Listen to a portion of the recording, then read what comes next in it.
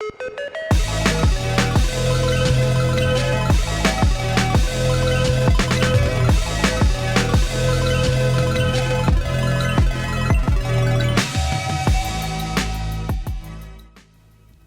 guys, how's it going? It's Erin. I hope everyone is having a great summer. My summer has been crazy. I've been working 2 jobs. One is our local ice cream shop, which is right down the road.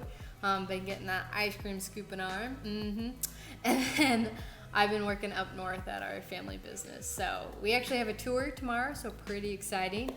And then I've been hanging out with family, friends, and then I've been traveling. I've been out to Kansas twice now. First time I went out, helped Erin move out there end of May, and then just got back within a couple hours ago of seeing him on 4th of July weekend. So I had a really great time. Let me tell you, Kansas does not mess around on those fireworks. It was a really great show. So we had a great time. So let's get into it. This week is 2 Corinthians chapters 1 through 5. And Paul was writing a lot of extraordinary things, but the one big thing that caught my attention, that stood out, was this light that God has provided us. And so as I read this and traveling, it's 11.5 hours, I was on social media, right? Because I get bored in the car. And so God was actually sending me messages on like what to say, because I was reading, I'm like, things are standing out to me, but I don't know what to say. And so actually through social media, he gave me some messages. So the first one was, it's called Her Truth Worth. It's a woman's Christian page, and today's scripture was actually 2 Corinthians chapter 4, verse 18. But I'm gonna add 17 to give that gist of give that point of the light. So it says, for our light and momentary troubles are achieving for us an eternal glory that far outweighs them all. So we fix our eyes not on what is seen, but what is unseen. Since what is seen is temporary, but what is unseen is eternal. And thinking of that, this summer, like maybe we're working for the money or saving up for that new car or the new clothing brand or something. And so all those things are just temporary, right?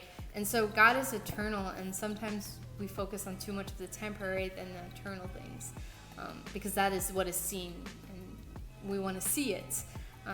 So that's kind of hard, but again, it's just temporary. And then the second thing I saw was my friend posted her devotional for today on her story. And the title was, "We can be the light of the world without annoying everyone with our high beams." And I'm like, holy guacamole. Like, that is so true. And then going back to chapter 4, verse 6, it says, "For God who said, 'Let light shine out of darkness,' made his light shine in our hearts to give us the light of the knowledge of God's glory displayed in the face of Christ." I mean, come on. Like, we have this light that God's provided, that it's God's knowledge that is within us, that we need to like shine out. But we don't need to be this high beam, if that makes sense. So it says, Matthew 5:16, it says, "In the same way, let your light shine before others, that they may see your good deeds and glorify your Father in heaven." You know, God is our light. And there is a difference between that bright light and the spotlight. And the spotlight is just overpowering light and like annoying someone or frustrating someone with this whole consistent like light that it's too much almost, right? And so maybe we need to just step back and be this bright light, this love, this encouragement that is just broad there for them.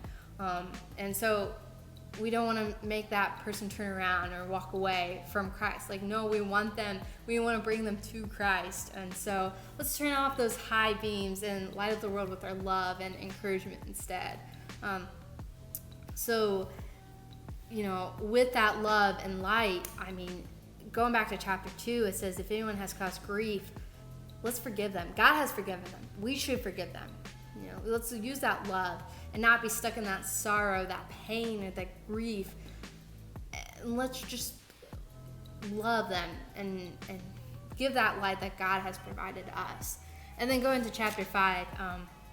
verses 20 through 21. It says, "We are therefore Christ's ambassadors, as though God was making his appeal through us. We implore you on Christ's behalf, be reconciled to God. God made him who had no sin to be sin for us, so that in him we might become in righteousness of God." Isn't that cool? We're God's ambassadors.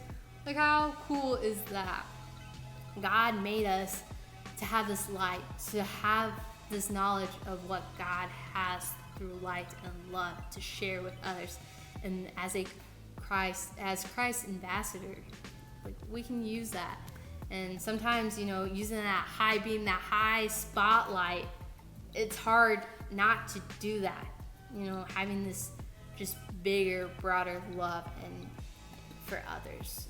So a couple questions going into this is like, what have you done this week that demonstrates the love of God? What light have you shown? How have you been an ambassador for Christ? And so hopefully you're thinking through this and reading these 5 chapters and getting a lot out of this. And I hope the devotional is going great for you guys. So I can't wait to see you all in August.